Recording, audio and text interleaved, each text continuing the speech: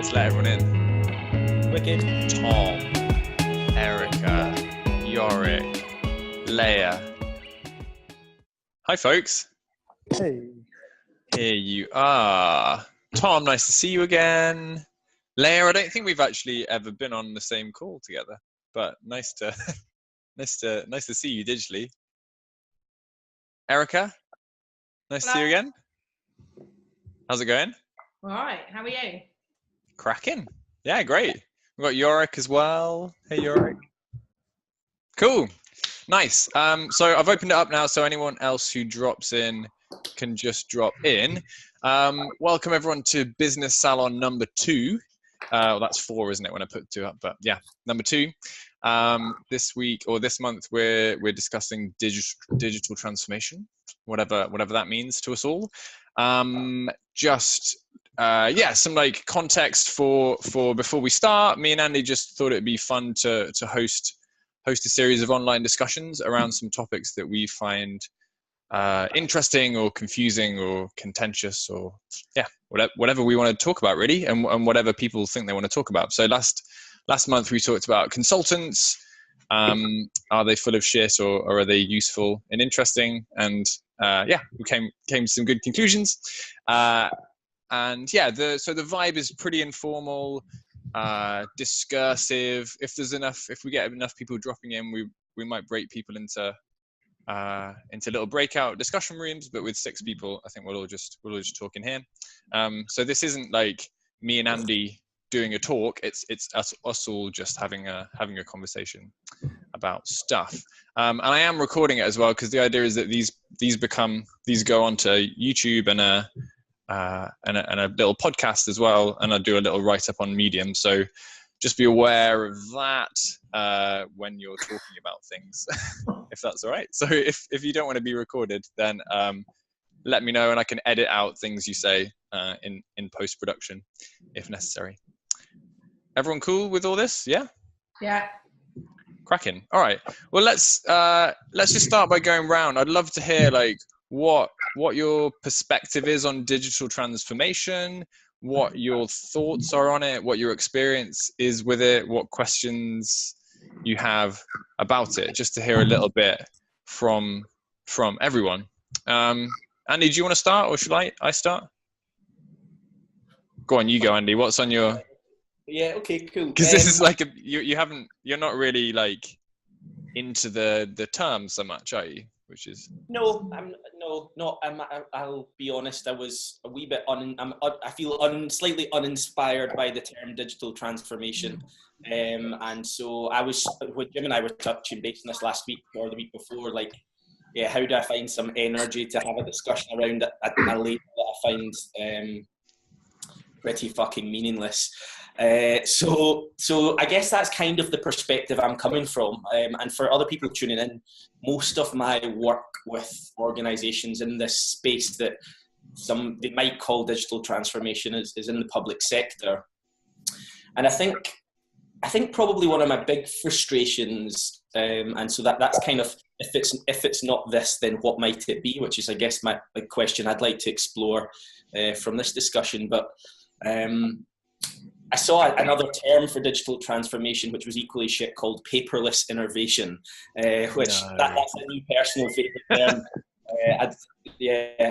I pray for people that are paperless innovation consultants. But yeah, I guess one thing that I've seen a lot is companies or organisations who think they're doing digital transformation because they're putting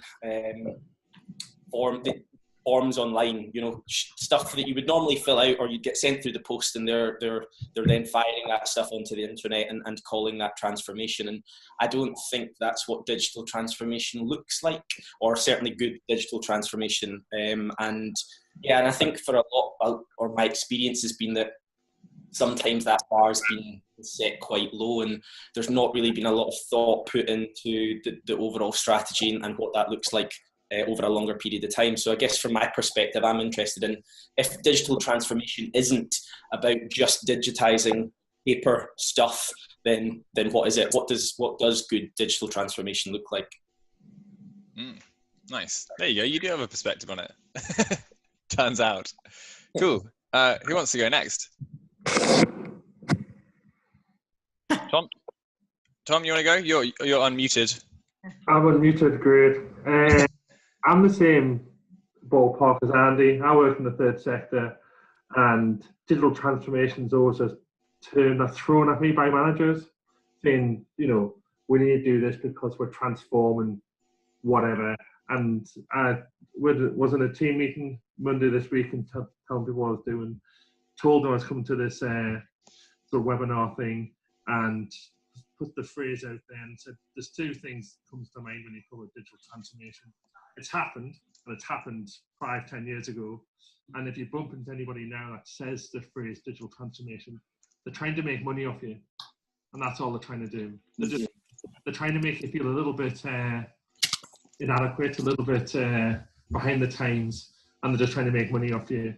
And then there's a phase for an organization. Up here have just changed their digital team to digital evolution, which is equally as wanky. And it means nothing. It just makes people feel special, or makes people feel like they're left out. Okay, cool. Similar perspective there. Cheers, Tom. Digital evolution is also a bit gross. Cool. Who's next? Erica, do you want to go? You're unmuted as well. Oh, sorry. I didn't realise. No, it's all good. It's all good. Yeah, I was trying to find some stuff that I was looking at this week, because it's London Tech Week at the moment, and I was looking at different events to go to, and something came up, which I'll try and share with everybody later, that was like this incredibly horrible corporate version of digital transformation called Change Shapers or something, that I'm actually going to go to because I want to see if it's as bad as I think it is, and hopefully be surprised and have all the stereotypes that I constructed from my research disrupted. So I'm hoping that, so I'll share that later. But I think that I agree with you, Andy, as well. I really hate the word digital transformation, which the company that I currently work with used to use a lot for what it did, but doesn't use it anymore, which I'm glad about. Why don't they use it anymore? Because lots of the reasons which Andy said, and also because I think when I think about digital transformation, I think about large-scale corporate programs to introduce Microsoft 365. Okay. So, and I think personally, so this is my sort of viewpoint on it, just don't even use the word transformation and don't even use the word digital, because that makes it kind of outdated, outmoded, clunky, horrible. And it's around this kind of thing that I've been thinking about, which is being comfortable, being uncomfortable. And actually maybe what it's about now for organizations and businesses is how you marry up, and individuals actually, especially leaders, is it how you marry up AI and leadership, where actually right now it's about storytelling and morals and ethics, and it's taking the decisions which used to be made by leaders and the most highly paid people in the room, and rather than it being decisions made on hunches and on their power and on their position and their longevity in the organisation, that the people that will do the decision making will be people that apply great storytelling skills to share a compelling story of what the data is informing them, but then also applies the morals and ethics for actually at the end making the right decision, because the right decision might not be the ethical decision for the people they should be looking after. Does that make sense? Yeah, like completely different end of the spectrum to introducing Microsoft 360, right? It's like, and I think that, and then I reckon this will happen really quickly, and then this whole idea, it will be this whole transformation programs consultants are making loads of money on, coaches and businesses, transformation businesses, and these big EY type corporate type entities, it will become so out of date quickly. Well, it already is out of date, but people don't realise it is. And what we should be focusing on is the storytelling, morals and ethics. And this feeling of being comfortable, being uncomfortable, that allows everybody to feel that they can thrive. They can thrive in whatever they do and whatever role they've got. And whatever role changes tomorrow or parts of their role. I don't know. Does that make sense? Yeah, are you getting lots of nods in the digital room? Nice, cool, thanks. So we'll pick up on these threads after everyone's kind of checked in. Should we, Jake, do you want to talk? You're topless in Bali, I assume. Oh, geez, can you see me? Sorry, It's all good. yeah. Sorry, I was actually about to go to bed, and then ding, my calendar said, "You got business transformation." I thought, "Shit, okay." So yeah, I'm in the sofa. I'm actually wearing pants. Okay, so, that's all good. But it's 11 at night. Hi guys. Hi. I'm sort of just to following on to Erica's point. I think that sort of, for me,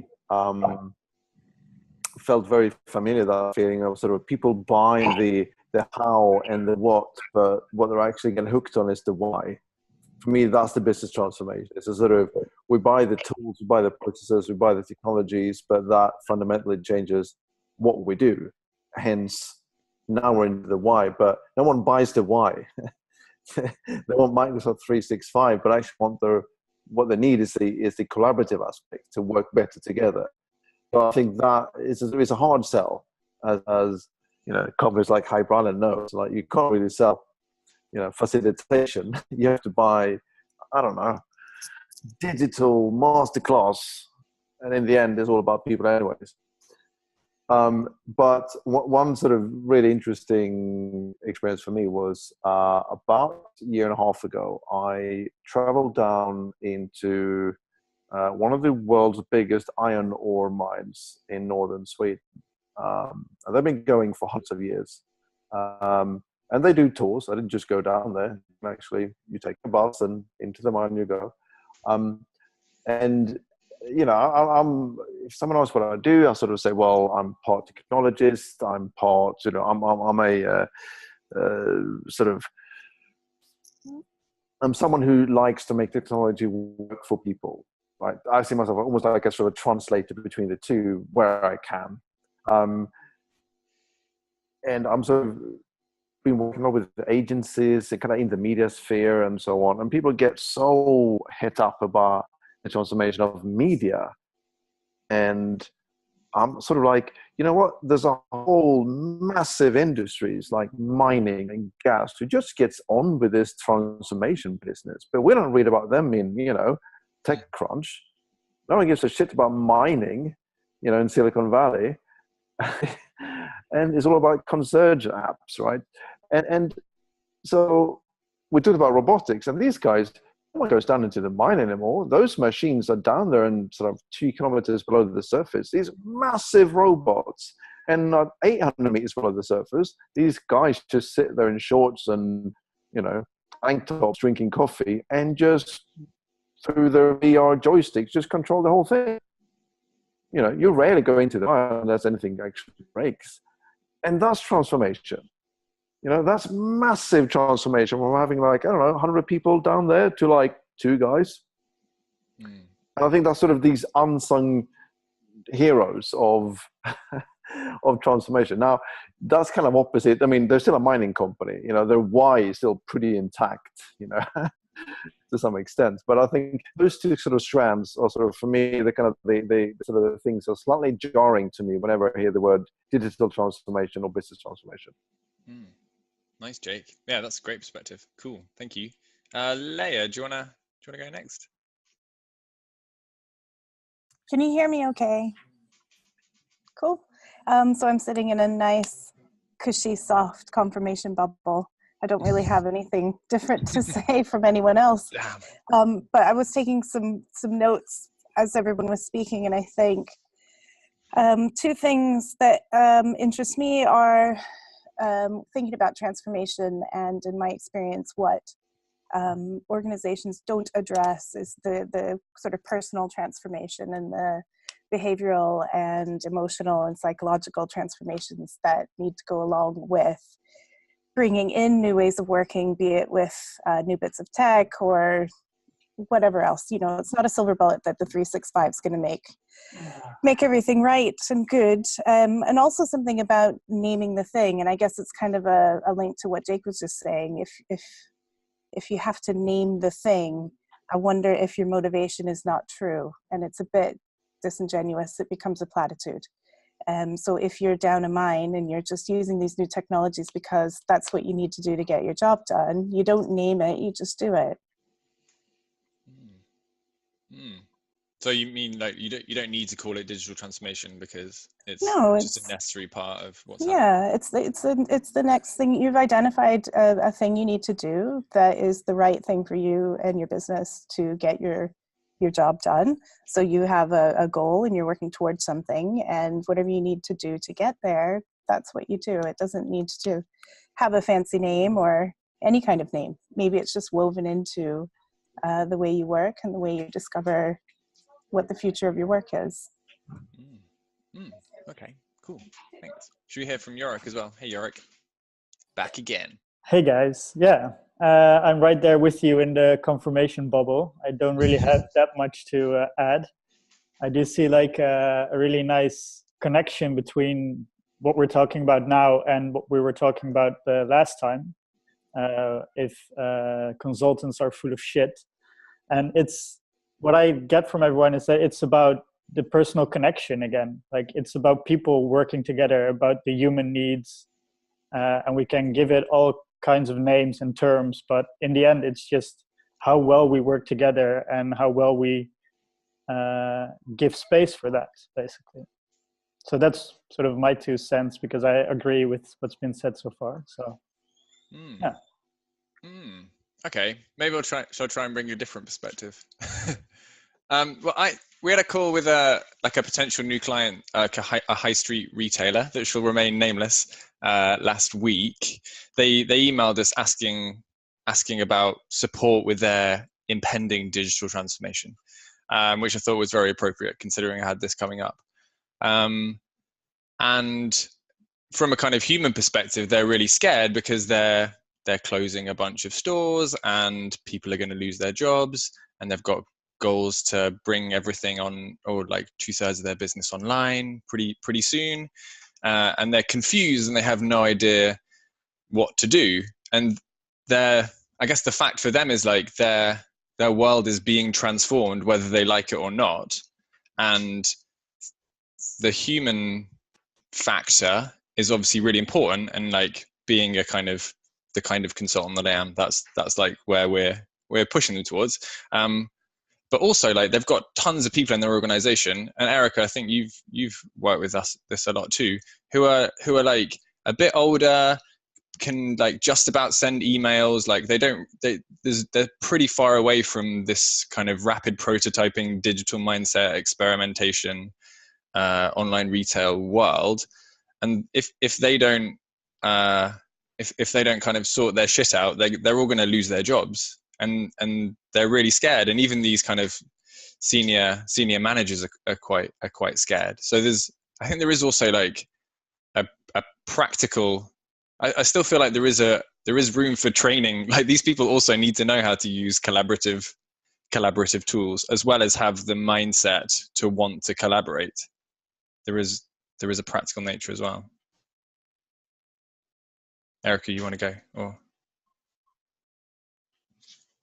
yeah, I was thinking that because that resonates with a whole load of work that we've been doing recently.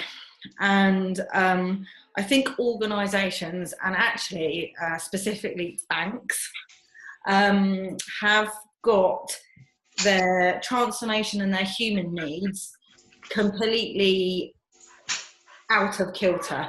And actually the people that should be least at risk of losing their jobs are those closest to their customers, the frontline staff, the ones in shops, because they understand and have the highest level of empathy for their customers' needs, which quite often, as you probably will experience with really shit banking mobile apps,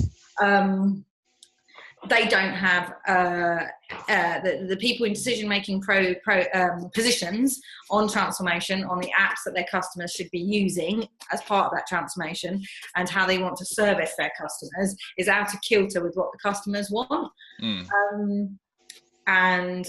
Therefore, how we approach that is to try and switch that mindset of the people that are most important to your future right now are the people closest to your customers. Empower them and you will see business growth. And then secondly, we say, and when we empower them, because you do have a lot of people, say, go back to the banking sector, you have people that have been in the same frontline role for like 40 years, literally, and the banking systems are quite old in lots of cases because of the way they've been regulated. So you have people that don't do the things you've mentioned. So when we start with those frontline roles, we start with this position because what we're also passionate about is the human part of it, is the human mindset towards the world around them and the changes which are happening either in their role, in their employer, or just generally in the world. So we have 3 phases to anything that we do. And the first phase is me and my life. And until we switch that in the individual of collaboration, curiosity, always learning, all those kind of attributes which are going to basically enable anyone to remain employable or part of society in some form. Right, yeah. Quickly, we start with that. Then we go on to me and my job, or me and my employer, or whatever that might be, my customer. But then some of the things we think about is also shifting those big businesses' mindsets of actually your presence where a customer can interact with you as a brand and the people that represent you still should exist, but it's a point of experience. It's not the point of sale. It's the point of experience. It can be used for other things, information, advice, and guidance. And I think that's really interesting because then you keep the relationship going with the customers. You keep a real world relationship. You develop actually something more meaningful, and you can use your spaces or your environments that have add-ons for your customer experience. So anything from, like for example, what Barclays did with Eagle Labs and things like that in their store, in their old branches. There's stuff like that they consider. And I actually worked with a luxury fragrance and makeup brand. I love it when we do that. Yeah.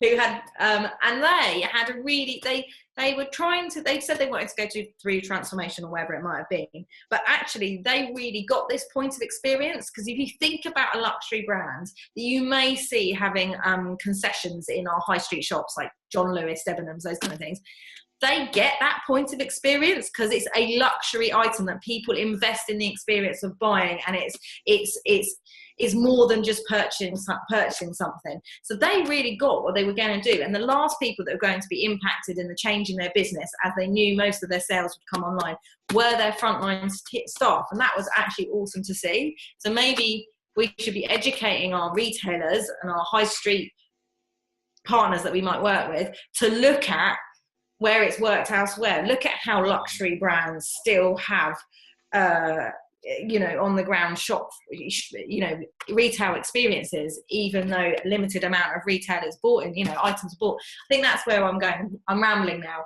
but I think it's about not closing things, not losing your frontline staff. It's about creating points of experience and actually understanding the most valuable people are those closest to your customers, those in call centers and those in shops. And you can get rid of the middle managers. Yes. As usual. Yeah. Yorick or Jake, you wanted to come in. I don't know if you're still. It was something you said about the collaborative mindset.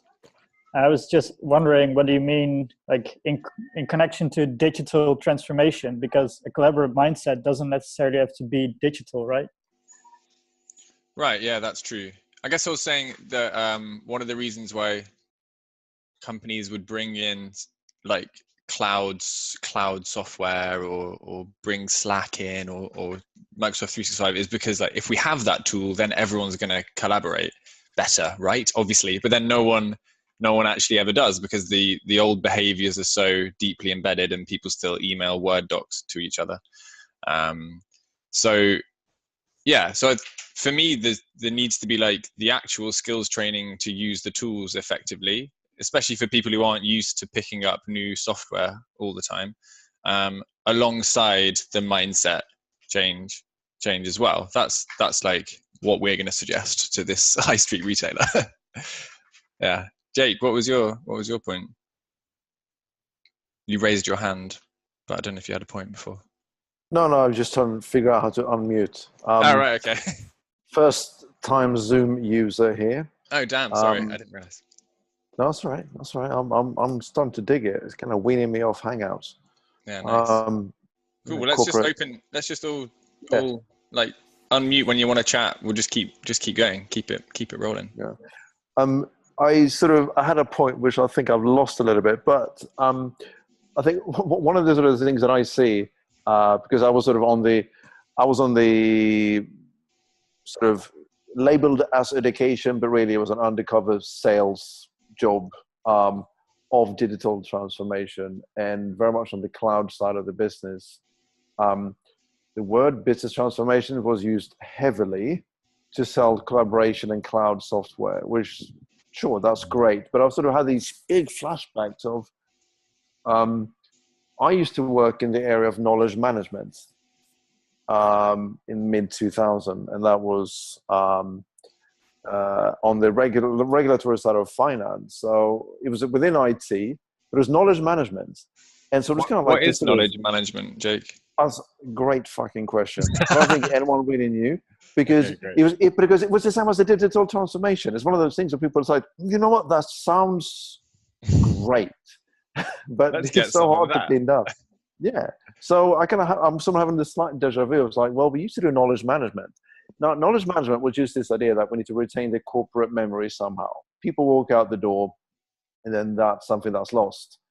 How do we retain that? How do we own that, if that's our IP or whatever? And also, there was a big collaboration sort of side to it as well. And there's all kinds of these horrific enterprise solutions, sort of, which are tedious to build, to install and maintain, and absolutely to use. Oh yeah, I mean, it goes back to SharePoint, and if we're going to, since we're on the Microsoft sort of bashing trend here, but there's many others too. But what you find quite quickly is a sort of, look, if there's an inverse relationship within the organization between sharing and hoarding, or sort of, in terms of you regain power because you sit on information that no one else has, then the incentives aren't there for you to fit into this system. Therefore, as a system, it's not useful. By the way, people just email that Word doc anyways, because it's just tedious to have to fill in a whole screen of checkboxes and whatnot, and then upload this Word doc, right? And then sort of add this proprietary formats to the system. So it was just fraught with like, well, we spend hundreds of thousands of pounds. Why isn't anyone using it? And then they would bring in someone at the end to do sort of what they call usability testing. And this person would just kind of be based on heuristics and say, well, you kind of have to scroll down to figure out that you've got a whole other set of buttons so you can use them, blah, blah, blah. And we go, okay, well, it's launch, so tough. And anyway, so on digital transformation, it was sort of what I sort of take with that is that we still use this transformation thing mainly, it seems to me, as a productivity enhancer. We do what we do, but slightly better, faster, quicker, etc. So we add a system so we can work faster, i.e., deliver more. And I think it makes me a little bit sad that we only look at sort of we do what we do, but we sort of, through better technology, we can do it better. And that's clearly sort of benefit. But I think we haven't really moved on, I feel, like in 10, 15, 20 years from like the knowledge management bit. That was still a productivity enhancer. It didn't really sort of solve what business are we in? And I think only now you're sort of starting to see kind of, well, we spent all this money on this tech, but we're still not sort of actually solving people's problems. What about the other side of things? Because you've got digital transformation for productivity, but then also kind of transforming the products and services that we make to solve problems for our customers, or for, if you're in like third sector, for citizens or whatever. Surely that's the other side of digital transformation. That's maybe a little more fun, but requires more technical expertise, like that kind of experimental mindset. Yeah. I mean, I should just sort of add to this. I'm bashing the corporate abuse of these terms in general. not anything that anyone has said in this forum. You're wonderful people. You get exactly where I'm coming from. So it was more a general point, but I think that we're fighting a bit of a battle here with the corporate giants who sort of hijack this term, especially the kind of the big consultancies, to basically just relabel knowledge management projects, which used to be used to call IT back in the days. That's my beef. How's it going in the third sector, guys? I'm curious because I've seen from afar, government digital services doing awesome stuff. I saw today that Leeds City Council have a data dashboard where you can see I've got it up, pedestrian accident locations, footfall. It's really, really cool. I'm wondering what's going on in your world. Yeah, this is the Leeds thing. So you can access all the data on your hometown. It seems like there is stuff happening, but in small pockets. I think, so I'm working with Scottish Public Services mainly at the moment. And I think there is a lot of good stuff going on, although a conversation I've been having a lot of lately is talking about being more open about failure and maybe not sharing good case studies so much, because in this digital transformation world or design or user research, whatever we're doing, I think too much sharing of good stories or success stories is sort of getting us in a bad place sometimes, because people want a bit of that, right? So they see the thing that happened in Leeds and they see the thing that happened once up in Dundee, and they think, well, that they did it, so I can do it too. But what's not talked about is the 7 times you had to fail before you got to that point, how painful it was, how emotional it was. You just always kind of see the end result. There's a lot of stuff going on in Scotland right now, especially with Scottish government, that sort of solutionizing human problems with technology. So there's some e-voting exploration going on because, why can't democracy and voting just be more like Amazon? Because if it was, then everybody would vote. So it's these sort of conversations that are quite dangerous, I think, but it's good that people like me are in those conversations so we can say, hey guys, slow your roll, because this is actually a problem about social injustice or about apathy or something else that is really, really gnarly, and all the technology in the world isn't going to help you solve these problems, probably. That's really interesting. Tom, does that stuff, do you same bubble? Same, but slightly different. What Erica was saying about the relationships and the frontline staff is very pertinent in where I work. I work in a housing charity and we give advice. And we're using another term called channel shift to get everybody from contacting us on the helpline and coming to our front door. Channel shift. Channel shift. Okay. We're going to shift everybody to use the website. Everything can be solved by the website. And trying to kick back against that is quite hard, and trying to make people realize that there is something to do with a personal interaction when you come to problem solving. It's not, you can't always just self-serve. You can't always just look at an architecture of a website and know where to go to. But trying to get that through and up the food chain is quite hard, and they keep pushing back, saying, no, we don't have the resource. We've got to go down this way.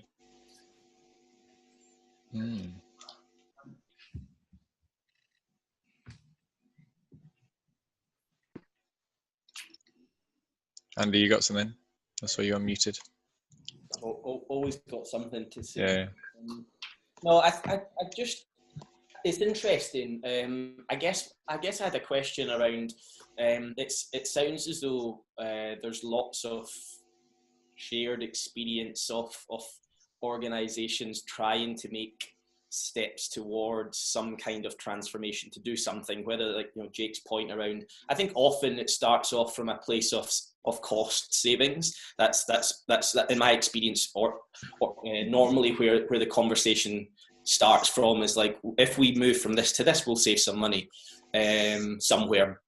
But I think those are quite basic conversations in the digital transformation evolution scale, if you like. Though I think that's where it starts, where most people start. But I think touching on what Leah was saying there's way more interesting and meaty stuff happening further up the ladder. And so I guess the question and one thought was a question just around like what does, or what are the conditions for good digital transformation? What does, what collectively do we think that looks like? And I think, and this is something that resonated with me with Leah, was a knowledgeable leadership. People, and also building on some of what Erica said too, like people who are in a position of leadership in an organization and are well informed, not just about the technologies that they're thinking about bringing in, or that step into digital, but also the kind of on the ground customers or users that they're, that they've got that a real experience and understanding of that bridge, and are able to work that the space between the reality of delivering services for people on the ground, and also the business needs of moving in, or channel shift, or digital transformation, or whatever the hell they want to call it. So I guess, my question to everyone else was, are there other shared experiences of what good digital transformation might look like? I've got sort of one example. Again, this is actually with I can talk about it. It's with the Ministry of Justice. So we've just finished a programme with them, which they called Forward Leadership. That was their name for it. But essentially it was empowering the senior execs and then the directors across the Ministry of Justice to think in ways which is about collaboration, about how you can create prototypes in conditions of constraint where failure could risk could be a much higher level of risk for them than in any other case. So we basically delivered a program based on the type of things a startup would use, startup mentality. But what we were trying to do was set the conditions to thrive for everybody in the organisation. And we started to see that trickling through, which was awesome, where tech enables people to communicate and collaborate in a way that they hadn't before, because you've got a great deal of awesome expertise and passion for what they're doing at the Ministry of Justice, but they traditionally work in a very non-collaborative way and in silos, without collaborative technology, without sharing documentation, using simple sharing, without having even remote working environments. And they were moving to all of this, they knew, but sort of the outcomes, which they then started recognizing the real proof points of thinking differently and using technology to enable humans to do great things when they can come together more easily, started to come out. So this isn't as a direct result of our program at all, so I'm not taking any kind of responsibility for achieving this, but what they started to do and started to see is connect the dots between what individuals were doing, almost sometimes on the ground level, and then escalating it to the top and then working together, and the tools which they started to do enabled them to do this quickly. So the collaborative technology, the really simple things like introducing Zoom, like literally doing stuff like that and getting them to do that through this process of solving problems. So stuff which came out was stuff which is completely in and of its own disconnected to digital transformation and new tools, but had a direct impact on the things that they're measured on and the things that they're passionate about. So one thing that started to happen was thinking about how to solve real needs of their customers, which are the most vulnerable people in societies. And one thing which came out of it was a way of thinking together to solve problems. And some of the problems they have is really top level, because I'm not a specialist in this, but violence in prisons. And they've done a lot of research, which is around the feeling of a lack of respect for each other and themselves.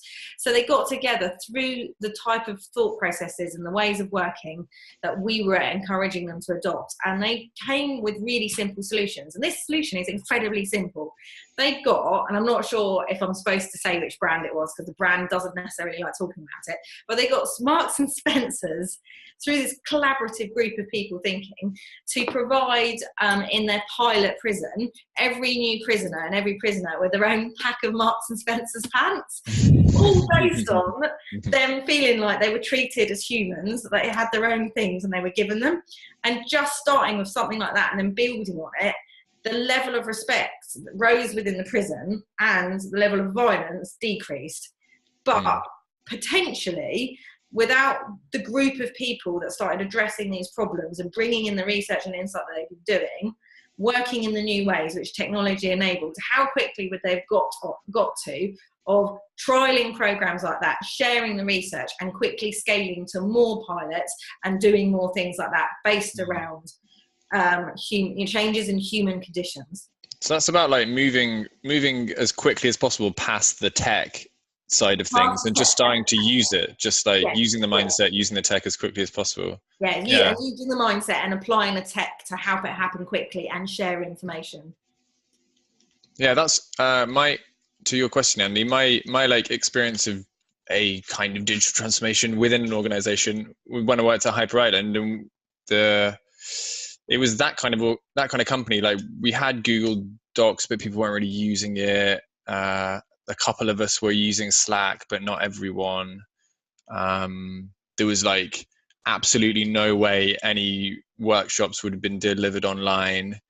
And there was a group of, I don't know, 10, 12 people in the organization who like really thought that this was the way forward, like, and across, like, one person in the leadership, and then everyone else was just like a worker, a minion.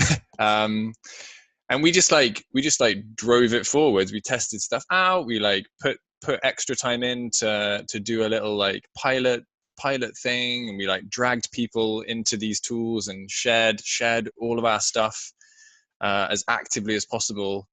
And just because like we were so frustrated that in things being so slow because we weren't using these tools effectively, that like we just started to do it. And now like the online courses at that company are like 5% of the revenue. So like it's a whole new thing. It's a whole new revenue stream.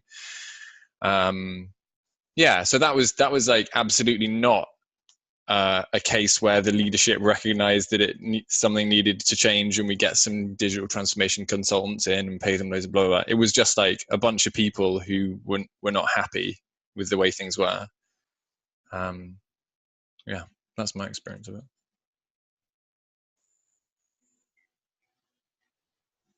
Anyone else?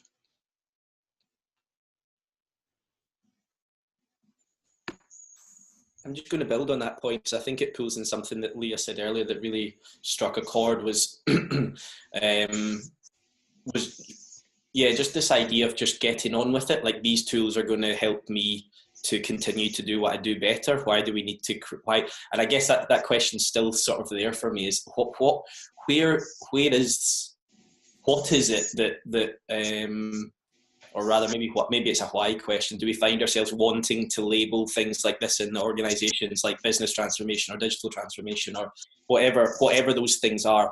What is it about those labels that, like, why do we get to that stage? Because I think going on what Jake said, it kind of, on building the metaphor of the mines, it kind of, my experience has been working in organizations where they're trying to create this culture change. They're asking people to go down a mine without a torch, and people are fucking terrified because they have no idea what's down there. And so there's that question of labeling it, but then also the guidance and what that looks like too. And I wonder if so I guess my thought there around what was said earlier is us labeling it and attributing this word, for example, transformation, counterproductive to us galvanizing people inside the organization to kind of just keep doing what they're doing, but maybe more efficiently or better, or as Erica was saying, looking at things or using digital tools to be more effective in the way that you're working. Do these big umbrella terms like digital transformation make it more difficult for people to come on that journey into the mines or wherever the hell we're going? I think it probably does, because it might be doing the thing that none of us would recommend, and that is jumping to the solution before you know what the hell your problem is. So what exactly is it that you're trying to address or make better or have less pain about? So for that reason, and I think I don't want to say that it's never useful to name something or to give something a name or to identify what it is, but in this instance, I think it is a platitude now. It has become a meaningless phrase, or it's lost meaning, or it's being misused. And I think it is another way to kind of solutionize something, and to think that if you can do the transformation and transform, digital transformation. Yeah, it just sounds like a silver bullet term that's being misused. Yeah. Go on, Jake. Your hand was up first. Yeah, it's just one thing that I'm sort of thinking about here is, and again, from my perspective, the digital transformation seems to be only partly about others, i.e. our customers, the people that we serve, but quite a lot about ourselves. It was like, we're transforming, we know what the problem is. We're just gonna, work harder, faster, smarter, cheaper, etc. Right? But now I see a lot of more user-centric. I mean, digital. I don't know. I'm trying to come up. What's the thing I've heard lately? User-led or user-centric, but it's like they wrap it up in some sort of like customer experience, touch points, and that kind of stuff. Something UX usually, and I think that's like, okay, now we're moving the positions a little bit, because actually now the transformation is customer-led. Ooh, right? There's a sort of, we're helping people, right? We're not fixing our own shit. We're doing that because that helps us serve people better. I think we're kind of finally sort of getting out there. And was it Leah or no was who was it who said it was Erica, wasn't it, who said, talked about sort of like empower the people on the front line. The people who speak to customers. Make your salespeople as good as they can be. Give them the tools, the smart assistant, whatever, to do the job better. And I really like that, because suddenly then you start, this is all adges. Then you don't become a car company. You become a company that helps people get from A to B. Then you're solving their problem rather than your own problem. I think I like the way that kind of that digital transformation kind of narrative seems to be going, because it's now about user centricity. Whereas digital transformation sounds incredibly self-centric to me. Hello, new person. Your name's an incredibly complex string of characters. What's your name? I can rename it. I had a meeting before, so sorry that I'm jumping in so late. I'm Miriam. I was really curious to see what you're talking about. My name is Myra. Myra, sorry. Yeah. How do I spell that? M-Y-R-A. M-A-Y-R-A. K-A-P-T-E-Y-N. Nice. Cool. All right. Yeah, just... Hey, Andy. Hey, Jorrit. Hey, everyone. Okay, I'll mute myself. No, all good. Jorrit, do you want to pick up on what Jake was saying? Well, actually, I wanted to pick up on what we were talking about, the name transformation. Like whether that's another problem of itself. And what I think, it might even be felt as an insult to the people working somewhere. Like, okay, yeah, we're going through this digital transformation, basically saying, because what we're doing right now, or even worse, what you're doing right now is not working, it's not good enough.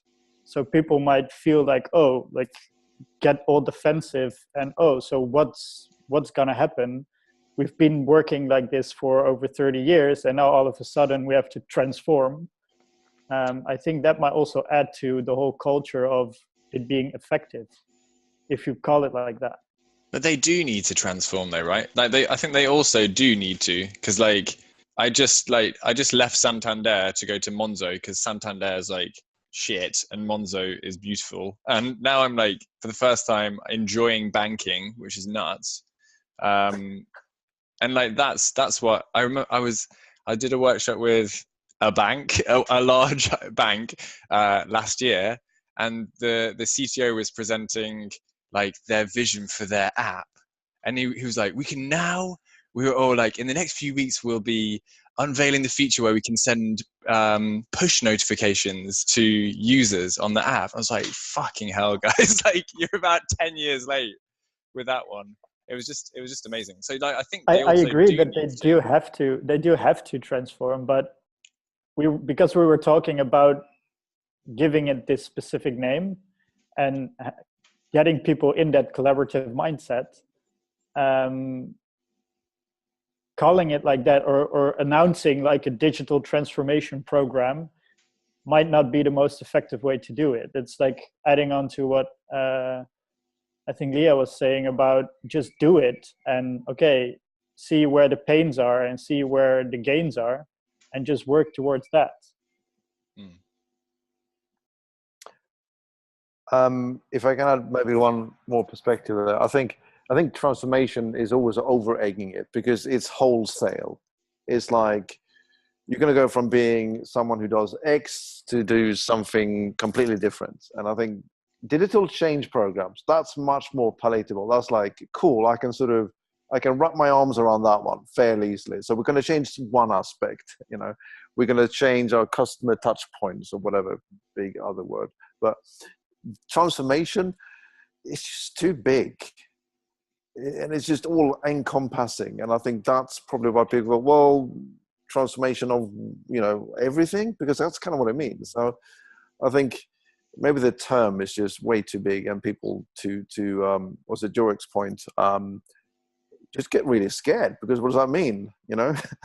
I worked in sales of gizmos for 20 years and is that now null and void? And I think that's probably get a lot of resistance because of that, because it just sounds completely, you're going to sort of turn everything upside down perhaps. And maybe as consultants, we can help that by just humanizing the language around it and just breaking up into perhaps smaller bits. Just a thought. I really like that, actually. I like that analogy of like, how do we talk about this in a way that people can wrap their arms around? And I think that's really powerful. It just made me think, because something I don't do anymore is send agendas of my workshops prior to doing the workshops, because people can't put their arms around it. It freaks them out, because I use words like customer experience and touch points and prototype and all of this stuff that pile together is just like, what the fuck is going on? So a lot of the time, the people I'm working with only get the opportunity to really experience that, or I talk about it in that moment, and that gives me more safety in that space to work with them, and I'm alongside them as part of that journey. And so I think it brought me back to my question earlier around what does good digital transformation look like, and I feel like that's another really interesting point, is like, how do we take away what feels like this huge, frightening, scary thing and make it more huggable for people that are there? How do we make that friendlier or more digestible, whatever? It's a very Andy Young thing to say. Huggable. Yeah.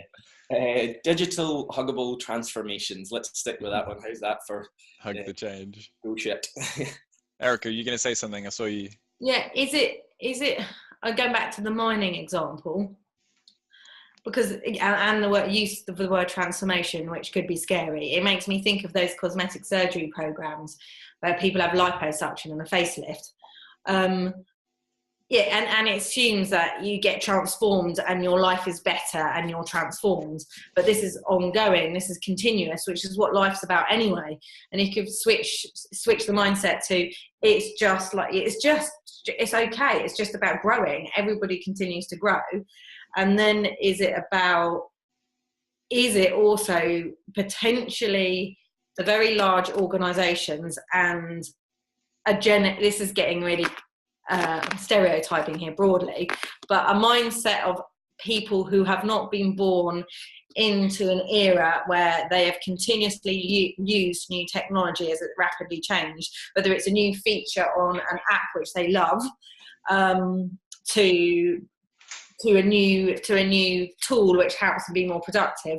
People going into the world of work now have grown up in an era where their devices have continuously allowed them to be curious and learn on the go, and they haven't expected a training course or to do an online course to understand how to use something. But there's expectations within large organizations that you only learn how to use a tool and learn to use it effectively if you're trained to do it. And maybe that's where the mindset of we need a transformation consultant to do this. It's those kind of things. It's the tech which scares them because they're not willing just to have a go at it and do it. And they think that transformation is a thing that gets done and then is did. Yeah. I was reading about how caterpillars transform from butterflies the other day. Is that right? Yeah, caterpillars. Yeah. And what instead of like, I always imagine it was like, you've got a caterpillar, and then the wings grow out the side of the caterpillar, and then the things come. Yeah. But actually, like, the entire body of the caterpillar disintegrates and turns into a mush, and then it reforms in the shape of a butterfly. And like, are you willing to do that with your big corporate? Probably not. To like literally destroy every single thing in it and reform it in a different way. Like, they don't actually want transformation, do they? They want like efficiency, or they want people to talk more, or they want things to be cheaper. Maybe it's just, it's like this bullshit term that consultants and like, the big EY type companies have like landed upon, that allows them to get a foot in the door and charge loads of money, which relates back to last month's question, like you said, Yorick. Has anyone sort of pushed back or had a conversation with a client or potential client about this term, and really digging around in their brains about, well, what actually do you mean? Because you probably don't mean the thing you mean.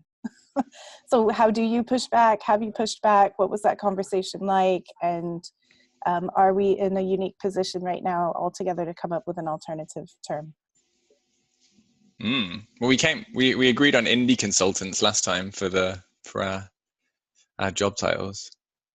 Well, with this retail company, I asked them, like, what do you mean by digital transformation? And they freely admitted they don't know.